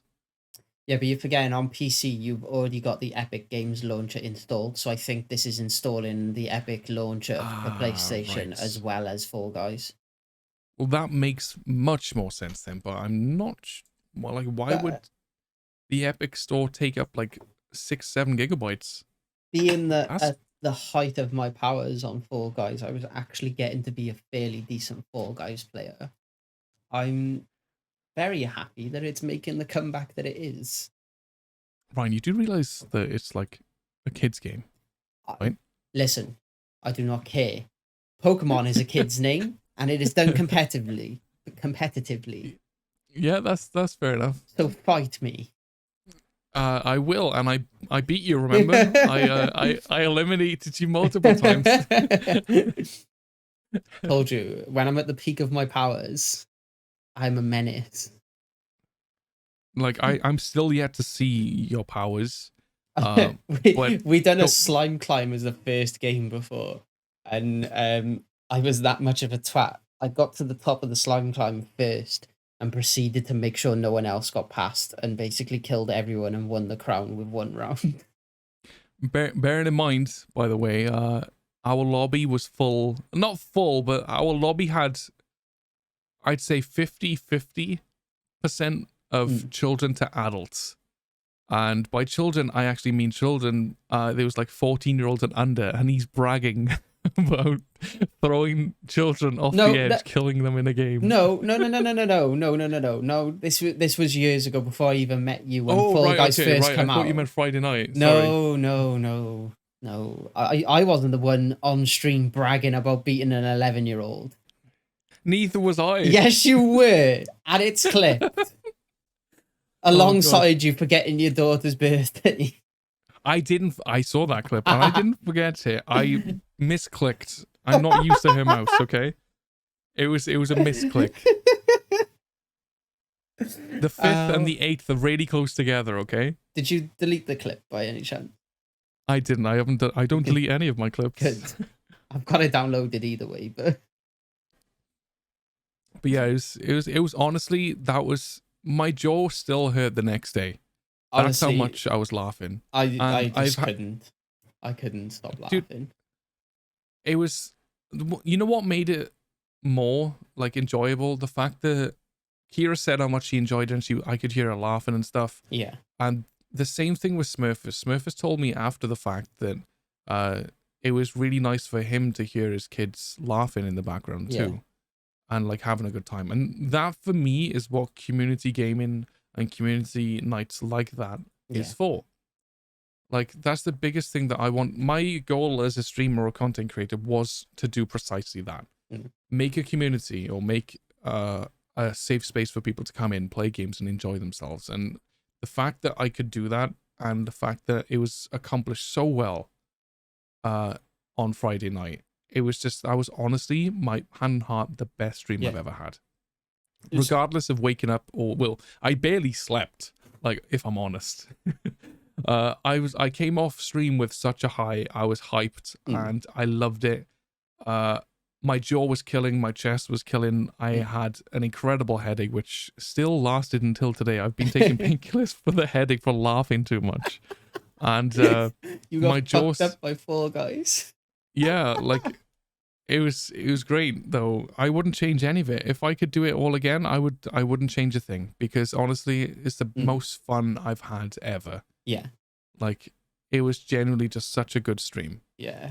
I'd say I used to love playing Fall Guys. My thing was it's not as fun to play when you're on your own. But the fact that you can do custom lobbies and have a lobby just full of your people is so much better. Definitely. Granted, I could never do that myself because, you know, friends issues. But yeah. So yeah, I just think it's fantastic. It's really, providing we have at least 10 people, which I think the popularity of it's increasing. Yeah. And the more people that find my stream, or the more people that join from the community or other people's communities and stuff like that we're intertwined with, I think personally that it'll grow more, and we'll have larger lobbies. I can do this. The thing is, I can, because I'm a Epic Games creator. You can put KingKrazey in the support creator thing. That's not a subtle plug, by the way. It's a because I'm going. Smurfus told me that he's playing Fortnite with his kids. So poor guy. I would, So I was thinking, if people wanted to, I could do custom lobbies in Fortnite as well. So it could be like just a community thing where we just play custom games with everyone from the community. And I believe it doesn't have to have a certain cap on Fortnite. So if people wanted to play Fortnite and we could have custom games, like, because I I don't know if they've changed it to everyone can have custom games like with whoever in the lobby now, but I've done it now. Like because I'm in the support creator program, I can make custom lobbies. So providing that it's still for creators only, and you can only do it if you're a creator, then I can actually do custom lobbies, and that could be another game if people were interested in playing custom Fortnite lobbies as well as custom Fall Guys, which it's pretty. I like it. It's pretty awesome because, like, I know Kira would, Smurfus and his kids would. Yeah. You could as well because controller. You can play with controller. There's multiple people that could do it. Oh wait, you're asking me to play Fortnite? Maybe. Like, I know you're bad at FPS games, but it might be fun. Bad at games in general, dude, but FPS is just worse. You know what? I'll have you on my team if you want. So I'll have a handicap, so I can't just be, oh, you're doing 90s insta builds and like. I'll carry you in Fall Guys. You can carry me in Fortnite. Sorry, how many times did you win on Fall Guys? I only win public lobbies. I don't take crowns off 10-year-olds. Neither do I. I take them off 11-year-olds. Oh, dude. I was kind though. I was kind enough to give them a win like later on. Yeah. Like after I got my win first. But no, it was a good laugh. I really enjoyed it. Yeah. It was definitely. And speaking of games, and speaking of games that I'll enjoy, Skull and Bones is another game that I'll enjoy, which is the last game that we were going to be talking about, which is essentially, from what I understand, Sea of Thieves mixed with better gameplay mechanics that has been like 5 years in the making, 6 years. It's a bit of a cross between Sea of Thieves being the multiplayer aspect and pirate thing where you can pick up missions and stuff. There's some raft element, so you can pick up materials, and you've got your hunger and thirst and stuff like that as well. Obviously, you can then upgrade your boats. There's different types of boats and stuff that you can have. So there's the navigation boat, which sails faster. The cargo boat that holds more stuff. And then the fighting boat, which has more health and can fight better, essentially. So I suppose there's a mix between those two, and a little bit sort of like DayZ, where you've got that sort of crafting element of inventories and stuff as well. Yeah, I've never played DayZ, so it's just interesting, and they're like there's a co-op element to it where you could work with other people. There's also PvP, so other people could sink your ship and steal your cargo and stuff like that. It looks really fun, and one of the main aspects which I thought was really cool was the fact that you have a crew, and that crew also has like level you need to maintain of like happiness and hunger, or they will mutiny against you as well.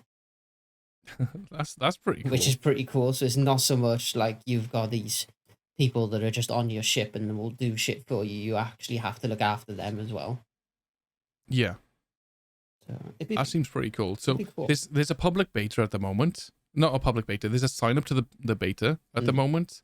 So it's only available on PlayStation 5, Xbox, and PC, I believe. Yeah. You would need to download it if you were selected on the Ubisoft Connect if you're on PC. I don't think the beta will come through the Epic Games launcher. So if you're trying to look for it on Steam or anything, it's not going to be there. Yeah. The only two platforms at the moment that it's on is Epic Games and the Ubisoft Connect app. I think that's what it's called, as well as PlayStation and Xbox.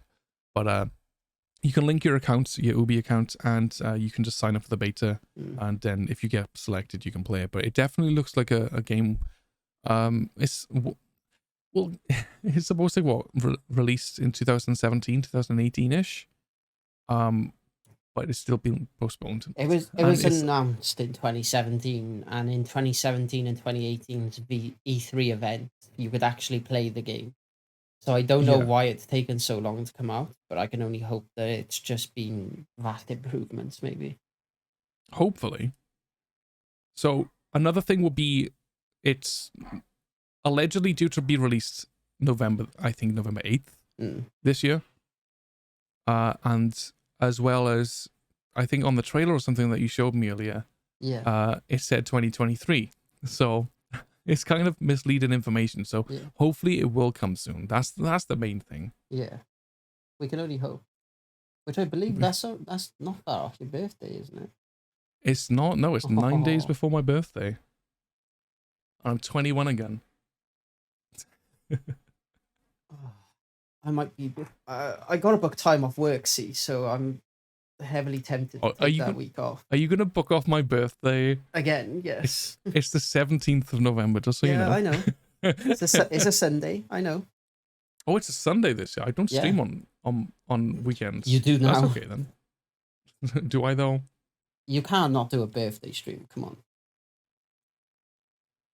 Oh, you know what? I might. Dude, it's on a Thursday, not a Sunday. I definitely wasn't looking at July. You absolute idiot. Oh, nice. You Nice. So yeah, it's on a Thursday. I can book that week off. Lovely. Well, you'll be working from home anyway. Yeah, but that's not the same. And I need to take a week. I need to take a week off anyway. I've got like 90. I got like 95 holiday hours to take by the end of the year. So you know when we were talking about Christmas at the start of the year? Yeah. Oh, I'll take a week off. It's Christmas. It's like, oh, I'll take a week off. It's Kev's birthday. Literally. It's pretty much how it goes. I've got 2 plans for my time off. So I've got about 2.5 weeks worth of holiday hours to take. So my plan was to take time off around your birthday to do your birthday stream with you. And I'm going to take a week off or like maybe a little bit longer. And the plan is to go to an estate agent and basically say, not estate agents, what am I on about? A travel agent and be like, listen, I want to fly out tomorrow. Where's my cheapest holiday? And just go wherever it takes me. That's pretty cool. But you do need to watch out because, like, for example, TwitchCon in Amsterdam, allegedly they don't say this and they don't let you aware of it, but they won't let you in the country unless you've been triple jabbed. Yeah. No. Or unless you've had the most recent boosters and stuff like that. So for me, that somebody hasn't been jabbed at all, that kind of stuff, you can go to West Wales. That's a deterrent. So I miss what you said then. Said you can go to West Wales and that's it. Yeah, like, dude, I don't mind. Like, there's plenty of places in the UK that are absolutely beautiful. There's loads of places in Wales. There's fantastic places in England. Driving up to Scotland, dude, some of the views in Scotland are absolutely phenomenal.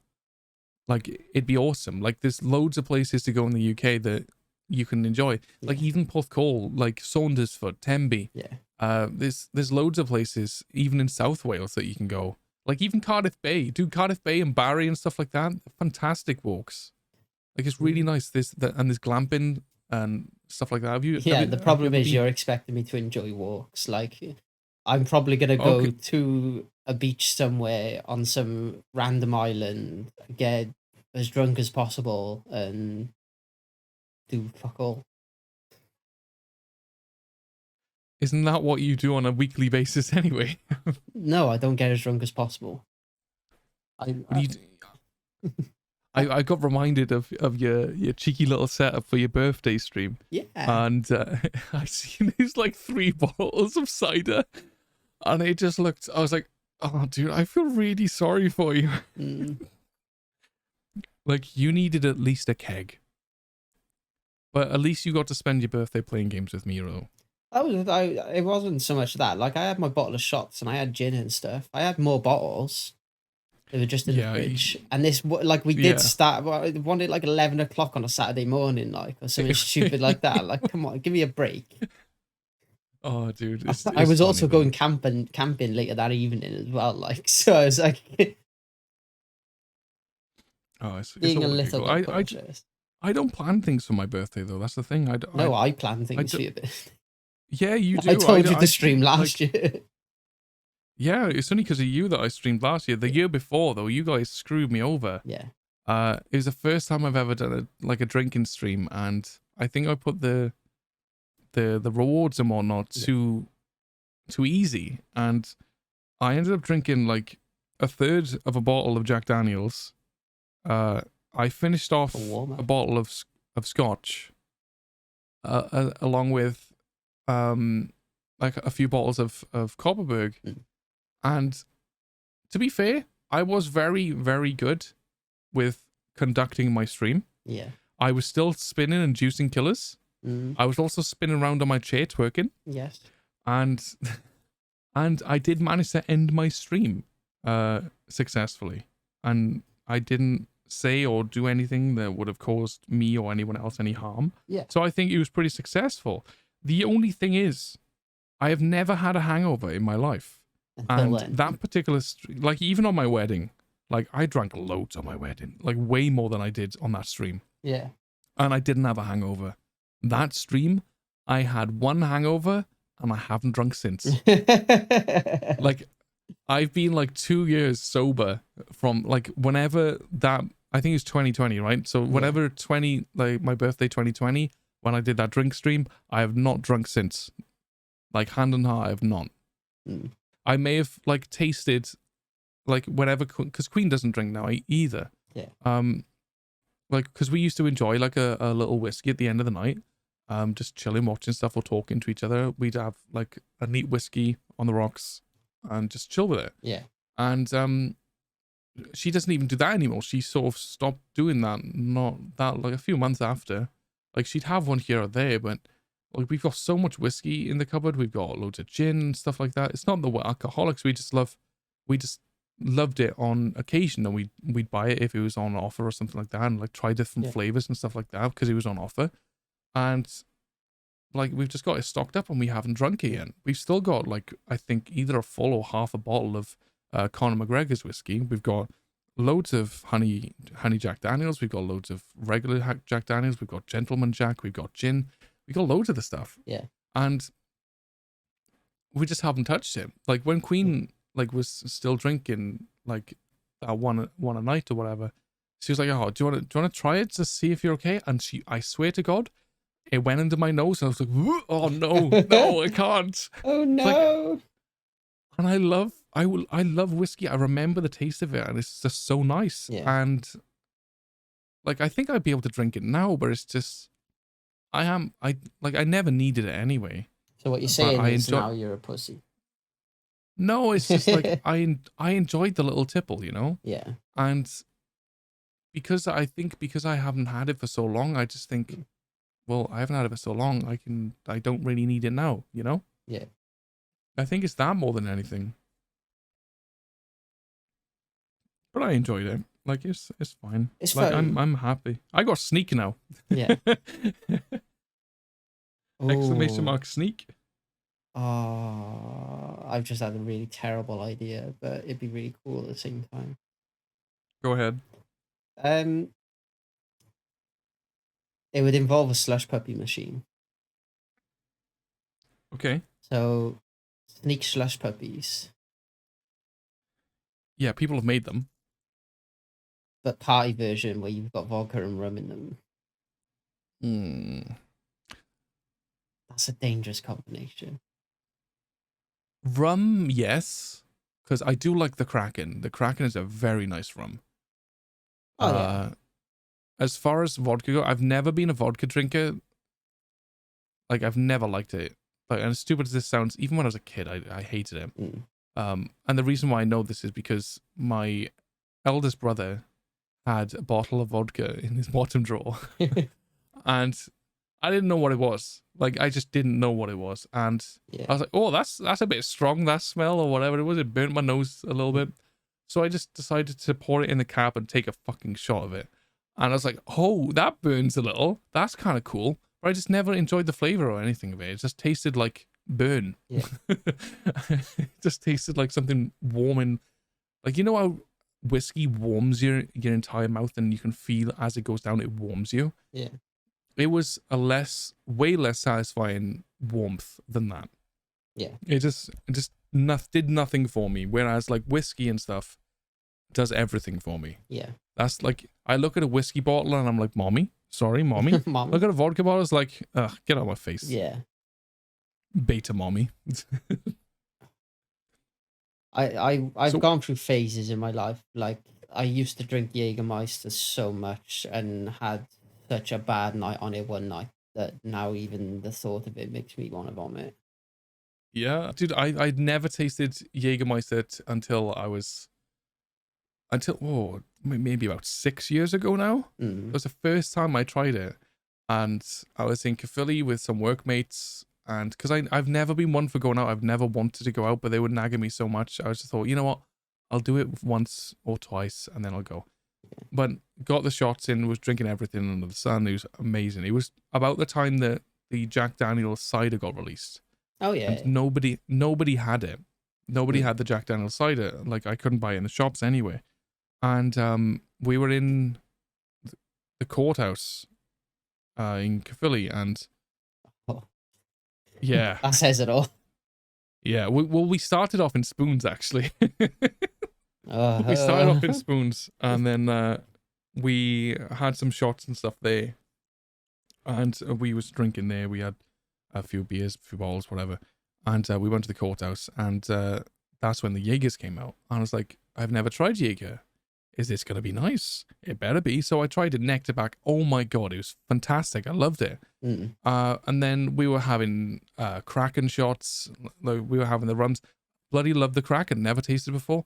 And I saw, as it was towards the end of the night, I knew what was going on and stuff, but I was a bit slurry. And I noticed that I could still read at that time, so it wasn't that bad. But I noticed that they had. You can read at the best of time. Exactly. I can read better when I'm drunk. Essentially, I could see this bottle in the distance, and I thought, oh, it's a little bottle of Jack Daniel's. Can I have that, please, mate? And it's like, yeah, sure. So I was like, geez, that's quite cheap for a bottle of Jack. And I realized it was the cider version. I was like, holy shit, it's the cider version. So he opened it for me, gave it to me, and I tasted it. I was like, that is amazing. So I just tipped the bottle up and down the entire thing. I was like, can I have another two, please? It was fantastic. It was really nice. I hated cider all through my life. Growing up, I you know what kids are like. Dude, they had the dude I used to bother with had this huge bottle. You know, the huge bottles of Strongbow. Flagons, I think they cool kids call them. So we had those, and I tasted it, and I was like, this is absolutely disgusting. It was like, even the smell of it made me want to feel sick. So I've been put cider my entire life until Kopparberg came out. Kopparberg's really nice, fruity flavor, better than the cider. I know it's still cider, but it was Kopparberg and Rekorderlig. Fantastic. But Jack Daniel's mixed with cider, honestly, that was my favorite cider of all. I've never found any cider that's nicer tasting than that. What's your favorite drink, by the way?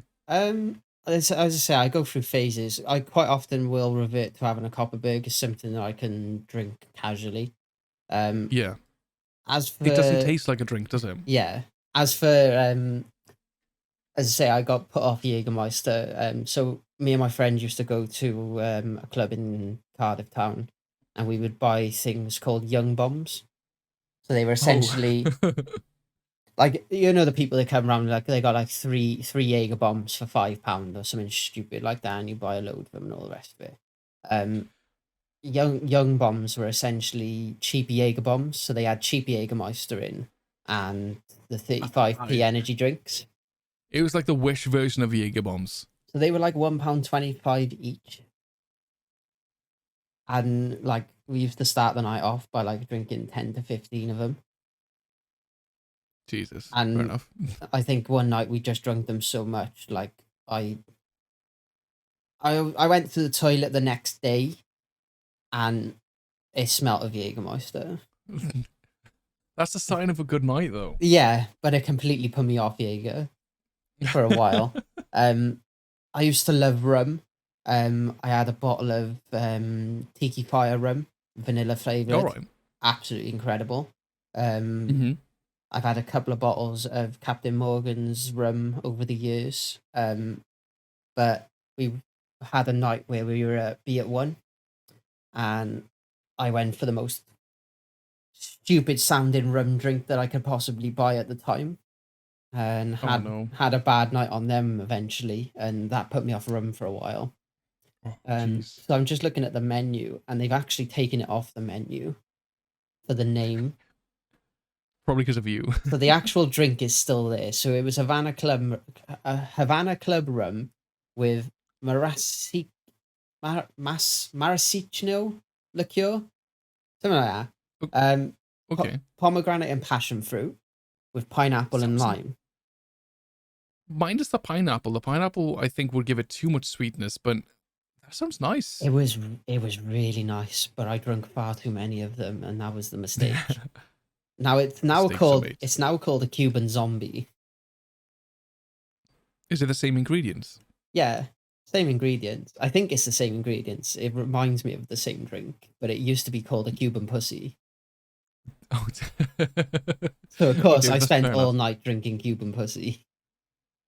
Because why That's not? the closest you probably got to it as well. Yeah, pretty much. Not just Cuban, in general. In general, yeah. You said it, not me. No, I got it wrong. I have just Wait, so found it. The Cuban pussy still exists. Oh, it does. Yeah, Havana Club Especial, Cointreau, Black Chambord, Raspberry Liqueur, Apple and Orange. Oh, fair enough. It sounds pretty nice, though. To be fair. But yeah, it still exists. I think they might have actually swapped them around, but because I remember it being really fruity. But yeah, it still exists, and I drank them all night. And yeah, it wasn't a good combination. It's those kind of nights, though. The thing is, like, there's so many people's like, oh, I'm never drinking again. But then the next night or the next week, they're out, though, isn't it? It's always the same. 100%. I've known a few drinks over the years. Like obviously, I used to work in a restaurant, so we used to give like stag do's and hen do's birthday shots instead of like a piece of cake. Yeah. So we used to do like shots of bubblegum liqueur, which were really nice. But my favorite one to give out was called the Brain Hemorrhage. I don't know if you ever heard of that. I've had one probably a few times. So with some of the things that I've said. It's Bailey's. So you get peach schnapps. Yeah. You put that in. You top it with Bailey's, so the cream like sits on top of the peach schnapps. On top of the schnapps, yeah. And then I think it's like a dash of Chambord.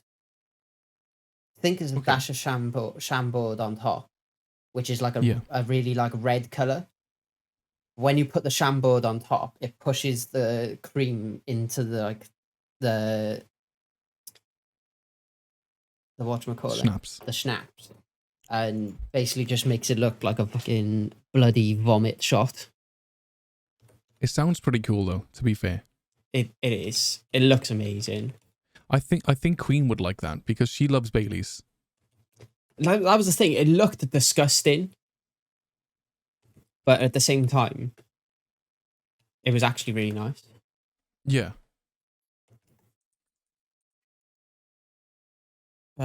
Yeah. I've had enough drinks over. Oh my god, there it is. I'll try and include the screenshot of this. I'm just looking at the screenshot that you sent me, Matt the Rat. Yeah. Is that named after someone that worked there or something? No, I think that's actually a genuine cocktail. There's another one on there called Into the Thick of It as well. Oh Jesus.